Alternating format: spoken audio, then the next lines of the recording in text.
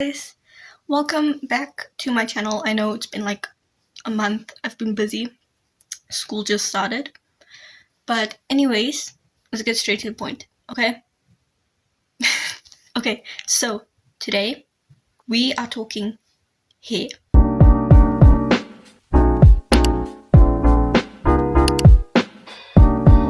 Hair. And I know what you're thinking. Gracie, why should I trust you? Your hair's short. Okay, let me just tell you. I used to have like really long hair, like down to my bum, like right here. And then sometime in 2024, I think, I cut my hair like this. Yep, like to my chin. I know, crazy. Big chop. And I've been growing my hair for now about a year, roughly. And it's like just past my breast, if that's any indication. So technically, yes, it is long. But to me, it's short. So anyways, let's talk hair health. First things first, I'm not going to sell you a miracle. I'm not going to say, oh, just use this, it's going to make your hair grow. Because that's not how it works. Your hair does not just grow. Your hair has like basically a set speed, we'll call it, that it can grow. Which is about like 1 to like 1.5 centimeters per month. Mine personally, it's a little longer because of my genetics. So it's 1.5 to 2 centimeters per month. It's not that big of a difference. It's like 5.5 centimeters. So, okay, it's not that big of a difference. It's like 0.5 centimeters. So anyways, let's get into it. First thing I'm gonna get you guys on, oiling your hair. You wanna oil your scalp. Sure, it's not gonna necessarily help, but it's gonna help with the health. And your overall health is what's gonna keep your hair from breaking. Because your hair gets like very damaged at the end, it gets weak, split ends, dry ends, which can cause breakage. And breakage is not what you want if you're trying to grow out your hair. Breakage is bad, basically, if you couldn't tell. I use this. I use neem oil. I'll get a picture, a proper one where you can see, but it's neem serum. If you're gonna use neem oil, you can make your own. This one has, what does it have in it? I'll tell you now. Has grapeseed, neem oil, and coconut oil. You can basically do this at home. If you buy pure neem oil, you can literally just grab some coconut oil, jojoba oil, rosemary, mix it in, because you don't want to use pure neem oil. It's going to be stinky. Neem oil is really herbal, so be careful with that. You can use argan oil, Jamaican black castor oil, coconut oil, jojoba oil, basically any natural oils. You can even use grapeseed oil in your hair if you want. Yeah, so that's about oiling. Second things, I know, health. Yes, I'm not the healthiest person. I shouldn't be telling you about this, but your health does play a big role in this as well. So like stuff like caffeine, eating out, greasy foods, not working out, that can slow your hair growth. So it slows down your hair's natural growth, which is not good, obviously. So it slows down your hair's natural growth, which is not good, obviously. You don't want your hair to grow slower. You want it to be growing like faster in the sense that it's growing at its preferred pace, its natural pace. I don't know what you want to call it. We'll just call it natural pace for now. So if you take better care of yourself, drink more water, eat more vegetables, work out even if it's lightly, just stretching, it can help. Because the better your health is, the healthier your hair will be. So think of it like a lot of influencers will preach to you about eating healthy. I know you hear it everywhere. And how it helps with your nails, but doesn't only help with your nails. Also, sorry, I just cut my nails in the beginning of the year.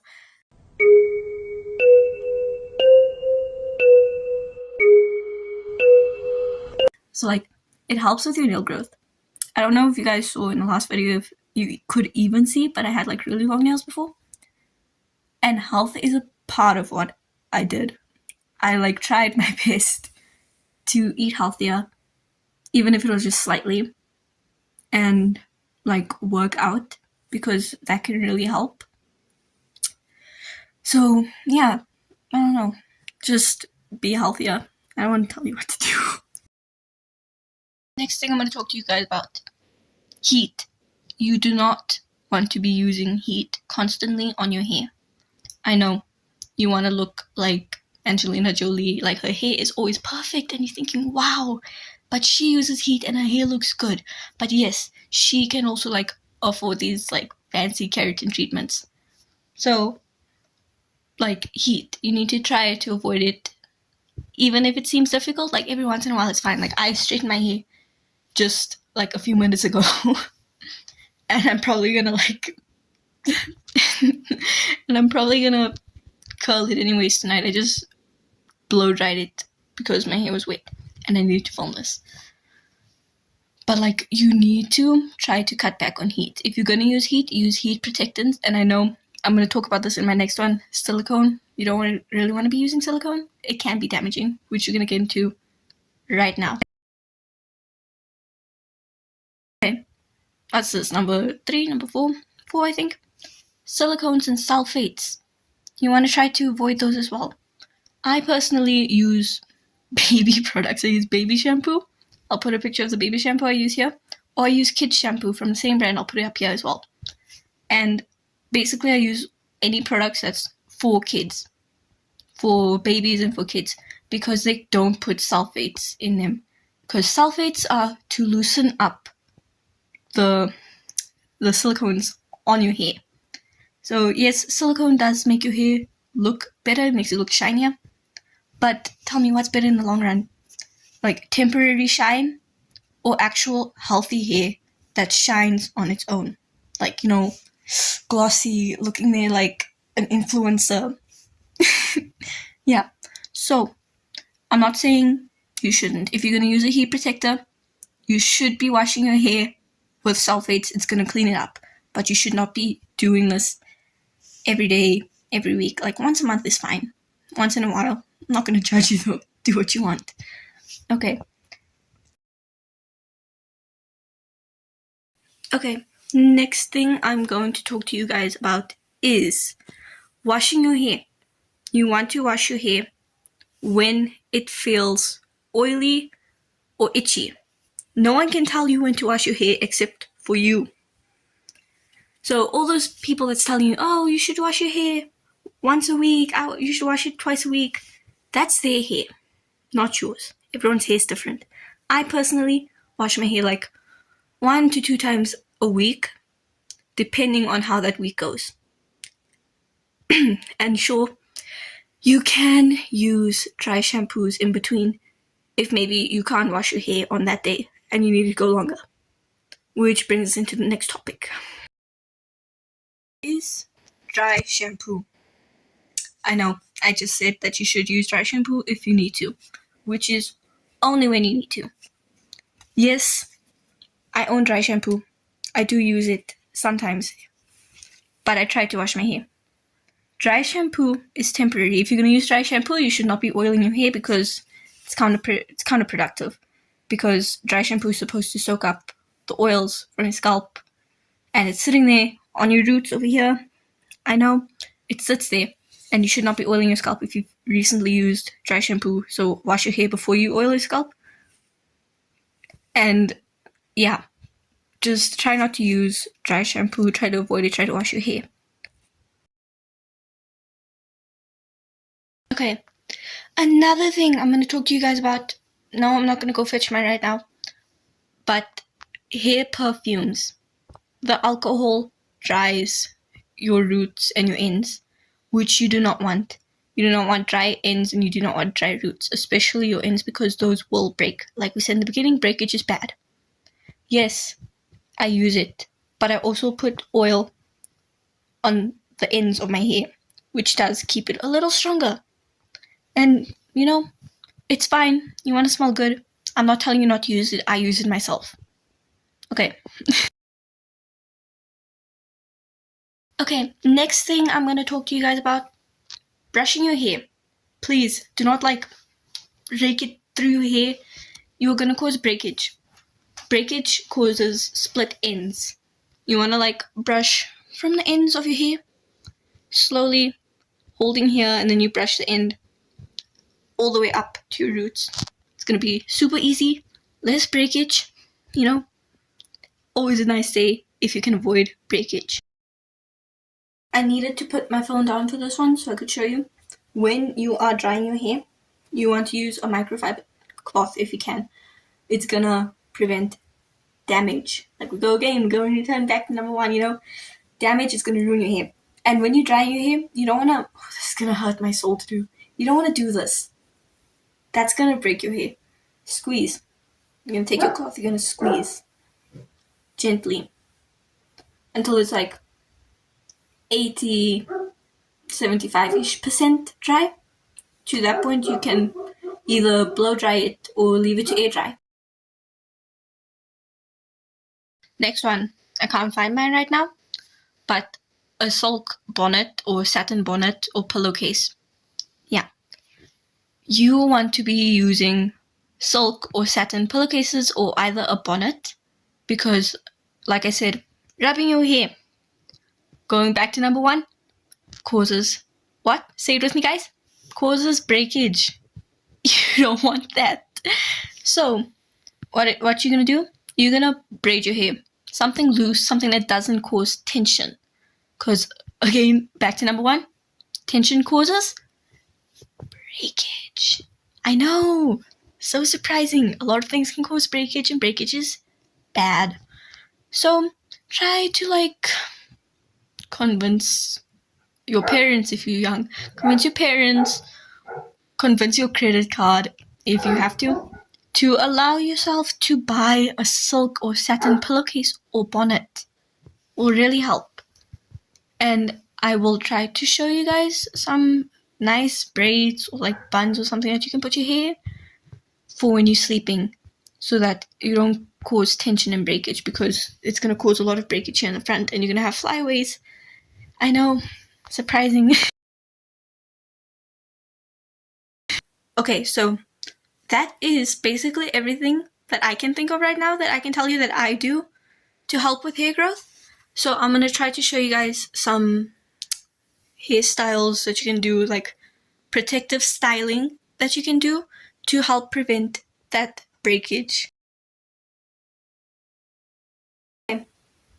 I had to put my phone down for this one again. So let's see. First one. Now, I forgot to mention silk or satin scrunchies. It's gonna help with breakage as well. It's not gonna pull out your hair. Really fun, and you don't want to pull it out of your hair like this. Rather just undo it. So first one that I like to do personally is I'll split my hair down the middle and I'll just braid it literally just like that on both ends. Really nice, really loose, and tie off the end, plain, simple, cute. No tension. See, I can pull it anyway. No hairs are pulling, which is what you want. As you can see, I have bangs. If you do have bangs like me, literally just take one piece, take another piece, and literally just pull it over. And then this one, grab some more hair with it. Same thing. All the way down. And then literally just braid it. And see, boom, bangs are gone. Where are they? Nowhere to be seen. Wow. And we're going to be doing this a lot if you have bangs. You're going to either be braiding it like that, or you're going to be taking it and you're just going to twist it like that. And then braid it. Another nice one that I like to do is just putting my hair up like this, with literally just one hairband. 2 times, because more than that is too tight. Move your head around, nothing happens, it's not going to come out. And it does not cause too much breakage and tension as well. Another thing, again, I'm gonna just roll my hair like this, because of course I have bangs.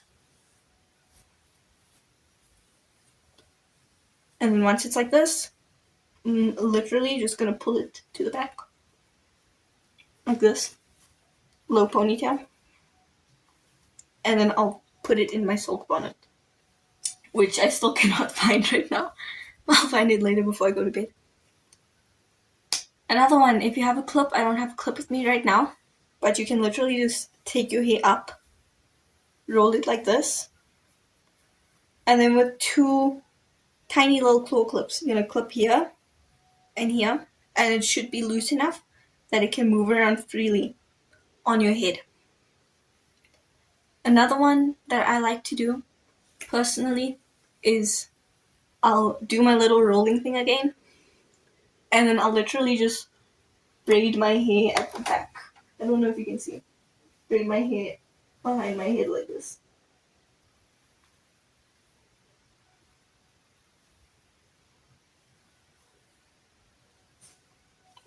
And tie off the end. I don't know if you can see, my hair's like really dark and it's dark now. Just braid it and tie off the end. I like using these little hairbands. You know, these small ones. Extra points if they're made of a soft cotton or again a silk or satin. Yeah, basically that's it. That's all I can really think that you would need to know. Okay, so please don't forget to like, subscribe, comment, share with someone that maybe needs to know this. Someone whose hair is like in need of this, dire need. And I would like to just add, people with 4C or coily hair, I need you guys to stop saying you can't grow your hair. You can. And part of the reason that you can't is probably you doing silk press, you relaxing your hair, you bleaching and dyeing your hair, you are doing tight braids. You don't want your hair to be tight. It's causing breakage, tension, alopecia, and possibly balding, which basically is tension alopecia, which you do not want. And I'm sorry, I'm not going to name names, and I'm sorry if this person does find this video, but one of my friends, literally, one of her braids fell out, and she literally was missing a chunk of hair over here. I'm not naming names, I don't want to be rude to anyone, and I'm sorry if I shouldn't have shared this. I will fix it. I will, take the video down, repost it without this if you want. So, yeah. Basically, I don't want to hear anyone saying that you can't grow your hair, because you can. And right now, I'm still on my journey to get my hair back to where it was before I cut it. So you guys are on that journey with me. If you want, you can follow along. It's always fun, having people to join in on this journey, grow their hair, reach their goals. It's always fun. So like I said, please don't forget to like, subscribe, ring the notification bell, share with a friend, comment. It really helps. It really helps with all of this. So thanks guys. Bye.